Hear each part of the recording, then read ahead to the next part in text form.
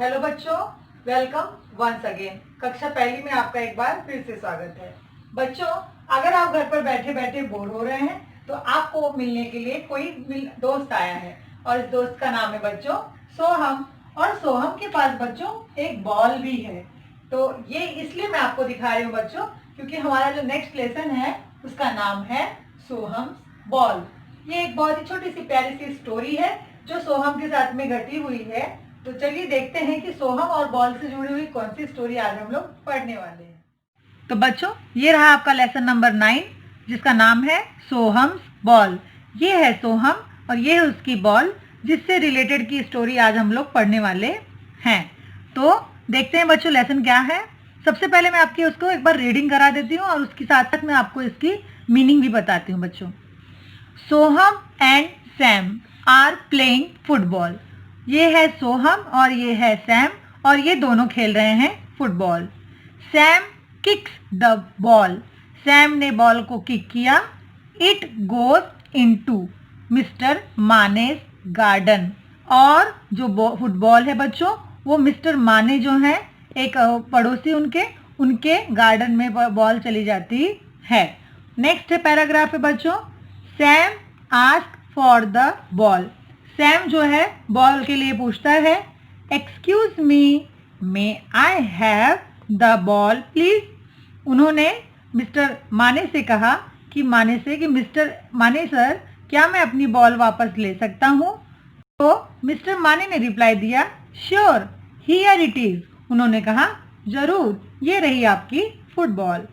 After some times again the ball goes into Mister Manes garden. तो दोबारा फिर खेलते समय फुटबॉल कहाँ चली जाती है? मिस्टर मानेस के गार्डन में। Now Soham ask for the ball. अब दोबारा बॉल के लिए कौन पूछने गया? सोहम। उसने क्या कहा बच्चों? Give me the ball. मुझे मेरी बॉल वापस दो। No I want, said mister Mane. जब सोहम ने कहा कि मुझे मेरी बॉल वापस दो तो मिस्टर माने ने कहा कि नहीं, मैं नहीं दूंगा। सो बच्चों, आगे लिखा है कि वाई डज द मिस्टर माने से नो। तो मिस्टर माने ने नो क्यों कहा? क्योंकि सेम चीज जब सैम के साथ हुई थी तो सैम से जब पूछा तो मिस्टर माने ने बॉल वापस कर दी थी, लेकिन जब सोहम ने पूछा तो मिस्टर माने ने नो कह दिया। How is Soham feeling? Soham को कैसा लग रहा था? ऑफ कोर्स बच्चों, सोहम को तो बहुत ही बुरा लग रहा होगा। हाउ इज मिस्टर माने फीलिंग? और मिस्टर माने को कैसा लग रहा था? उनको भी बुरा लग रहा था, है कि नहीं बच्चों? सोहम ट्राइज अगेन। सोहम ने फिर से कोशिश की। Uncle, may I have the ball please. तो इस बार उन्होंने क्या कहा? सोहम ने कहा कि प्लीज मिस्टर माने, क्या मैं अपनी बॉल वापस ले सकता हूँ? हाउ डज मिस्टर माने फील्स नाउ? मिस्टर माने अब कैसा महसूस कर रहे होंगे बच्चों? काफी अच्छा महसूस कर रहे होंगे। थैंक यू, सेड सोहम। तो बच्चों, इस स्टोरी से मेन हमको क्या सीखने को मिला कि जब भी हम किसी से कोई चीज पूछें तो हमें उनके साथ आदर सूचक शब्दों का प्रयोग करना चाहिए।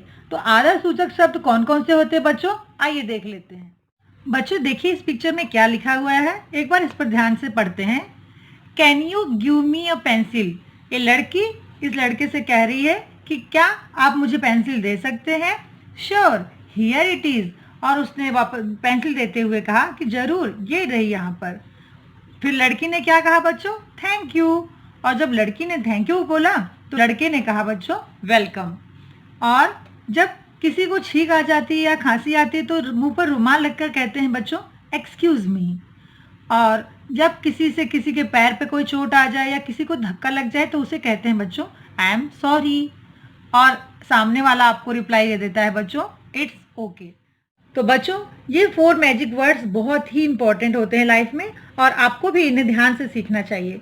एक होता है बच्चों थैंक यू। जब भी कोई आपके लिए अच्छा काम करे, जब भी आपके लिए कोई मदद करे या जो भी आपसे रिलेटेड कोई आपकी हेल्प करे तो हमें उसे थैंक यू बोलना बहुत ही ज़रूरी है बच्चों।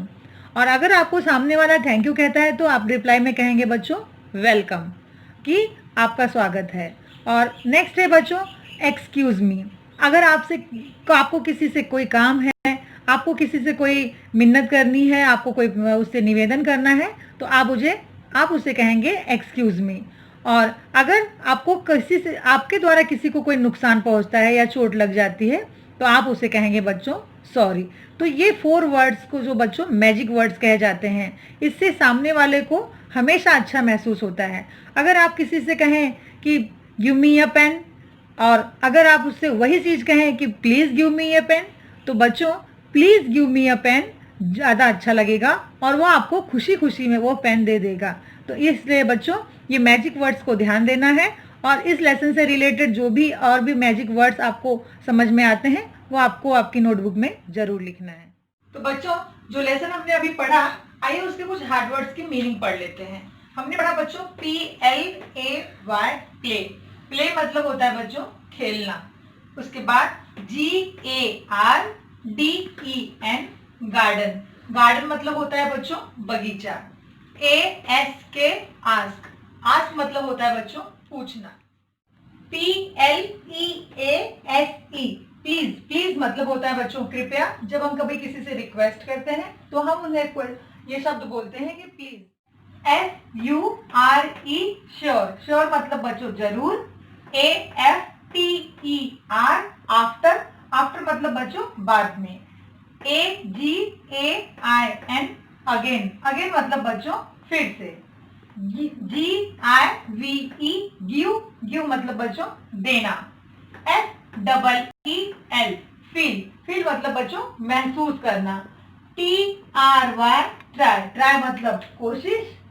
HOW how. हाउ मतलब कैसे। और लास्ट है बच्चों THANK thank. YOU thank you. Thank you मतलब बच्चों धन्यवाद। तो ये रहा बच्चों कुछ हार्ड वर्ड्स का मीनिंग। अब इसी लेसन से रिलेटेड जो असाइनमेंट मैं आपको दूंगी वो आपको आपकी नोटबुक में लिखना है, और आपको इसको एक बार रिवाइज भी करना है। तो मिलते हैं आपको आपके अगले लेसन में। तब तक के लिए अपना ख्याल रखिए। Stay home, stay safe.